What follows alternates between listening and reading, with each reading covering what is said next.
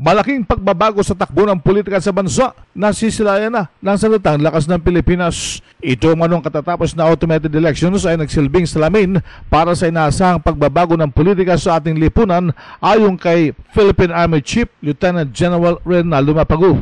Ayon kay Mapagu na ang vote buying, intimidation at harassment ay kakambal na ng ating lipunan. Buying, harassment, intimidation, but siguro kasama na ito sa growing up pains natin with automation, but eventually if we really have the will to improve on our electoral system, magagawa natin na mas maganda yung mga susunod pang mga eleksyon. Ayon pa kay Mapagu, nagsasagawa na sila ng pag-aaral sa kabuuan ng nagdaang halalan upang maituwid ang mga hakbangin sa mga susunod na halalan pa sa bansa.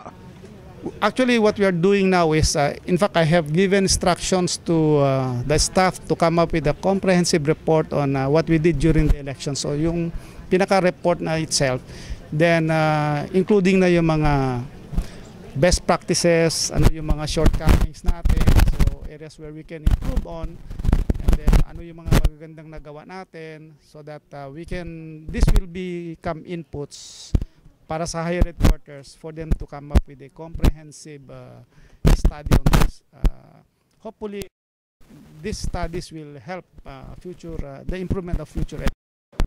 Si Army Chief Lieutenant General Reynaldo Mapagu, RH 911, Bing Pormento ng DZRH Nationwide.